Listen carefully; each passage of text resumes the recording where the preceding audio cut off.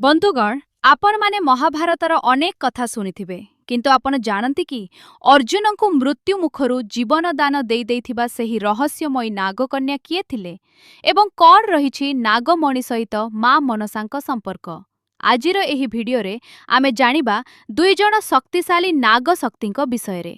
पुराण अनुसारे पृथिवीर तले 7टी लोक अछि। सेथिमध्यरु पाताल लोक हेउछि सबुठारु शेष लोक, जेउठारे नाग माने बास करंती।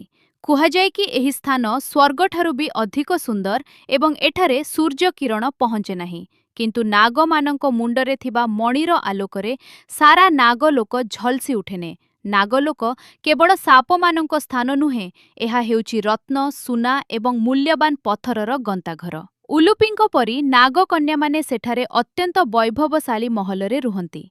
सेठारे एमिति किछि अमृत तुल्य जल और खाद्य मिले जाहाकु ग्रहण कले मଣିଷ अमर होई जाए। नागलोककु 8 जन प्रमुख नागराज शासन करंती।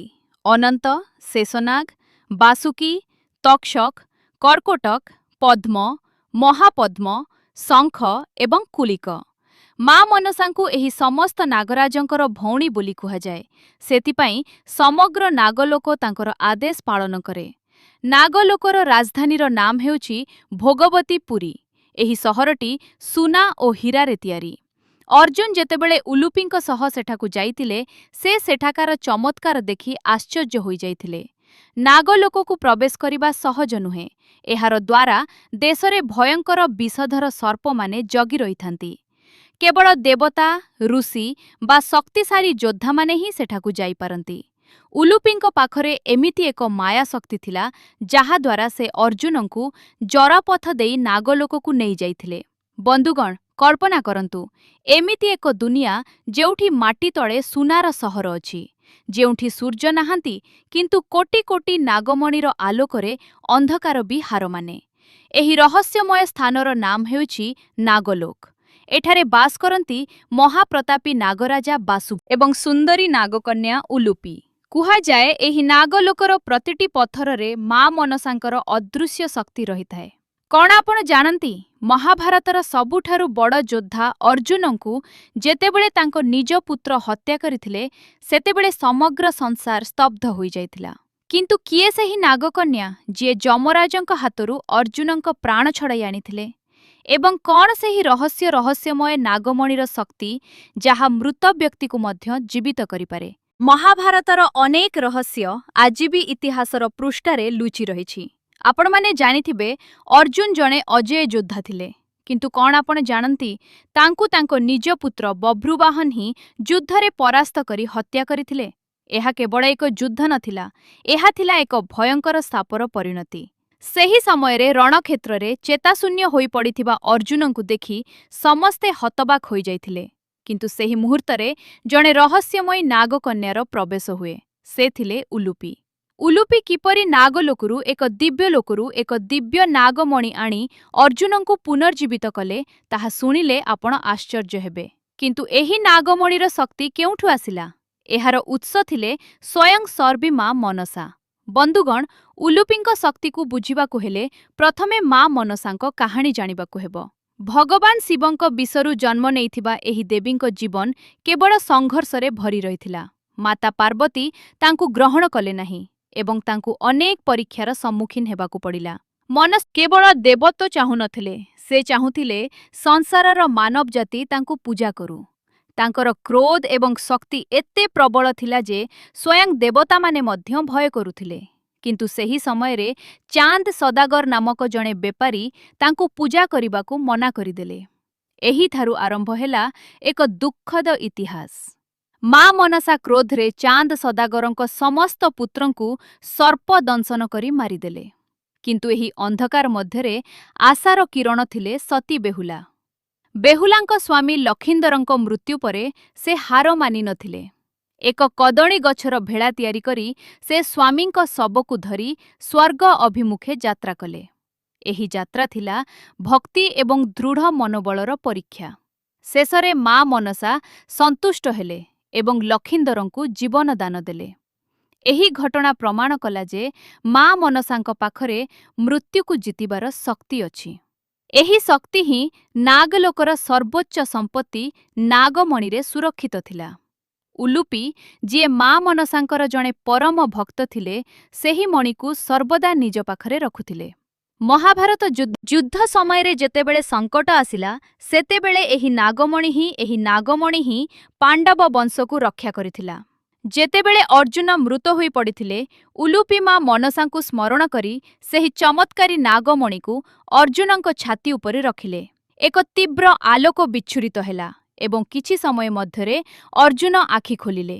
ଏହା ଥିଲା ନାଗଶକ୍ତି ଏବଂ ଦେବୀ ମନସାଙ୍କ କୃପାର ବିଜୟ। ପୁରାଣ ଅନୁସାରେ ମା ମନସାଙ୍କୁ ଏକ ନୟନା ମଧ୍ୟ କୁହାଯାଏ। କୁହାଯାଏ ଯେ ମାତା ପାର୍ବତୀଙ୍କ କ୍ରୋଧ ଯୋଗୁଁ ମା ମନସାଙ୍କର ଗୋଟିଏ ଆଖି ନଷ୍ଟ ହୋଇଯାଇଥିଲା। ମନସାଙ୍କ କାହାଣୀରେ ନେତା ଧୋବଣୀ ନାମକ ଜଣେ ଚରିତ୍ର ଅଛନ୍ତି। ସେ ମାଙ୍କର ଜଣେ ପରମ ବନ୍ଧୁ ଏବଂ ପରାମର୍ଶଦାତା ଥିଲେ। ଯେତେବେଳେ ମା ମନସା ଦୁଃଖରେ ବା କ୍ରୋଧରେ ରହୁଥିଲେ, ନେତା ଧୋବଣୀ ହିଁ ତାଙ୍କୁ ଉପାୟ ବତାଉଥିଲେ। ପ୍ରାଚୀନ ଆୟୁର୍ବେଦ ଏବଂ ଗାଁ ଗହଳିର ବିଶ୍ୱାସ ଅନୁସାରେ କିଛି ନିର୍ଦ୍ଦିଷ୍ଟ ଚେରମୂଳି ଅଛି ଯାହାକୁ ମନସା ମୂଳ କୁହାଯାଏ। ଲୋକମାନେ ବିଶ୍ୱାସ କରନ୍ତି ଯେ ମାଙ୍କ ଆଶୀର୍ବାଦ ପ୍ରାପ୍ତ ଏହି ଗଛର ଚେର ପାଖରେ ରଖିଲେ ସାପ କାମୁଡ଼େ ନାହିଁ କିମ୍ବା ବିଷ ଶରୀରକୁ ଚଢ଼େ ନାହିଁ।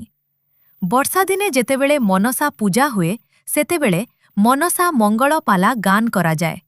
ଏଥିରେ ଲୋକମାନେ ରାତିସାରା ଶୋଇ ନଥାନ୍ତି।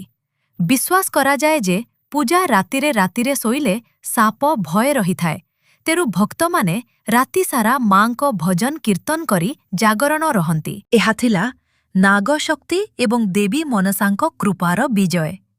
ବନ୍ଧୁଗଣ, ଆଜିର ଏହି କାହାଣୀ ଆମକୁ ଶିକ୍ଷା ଦିଏ ଯେ ଯେତେବେଳେ ଭକ୍ତି ଏବଂ ସତ୍ୟର ସମନ୍ୱୟ ଘଟେ, ସେତେବେଳେ ମୃତ୍ୟୁ ମଧ୍ୟ ପରାଜିତ ହୁଏ।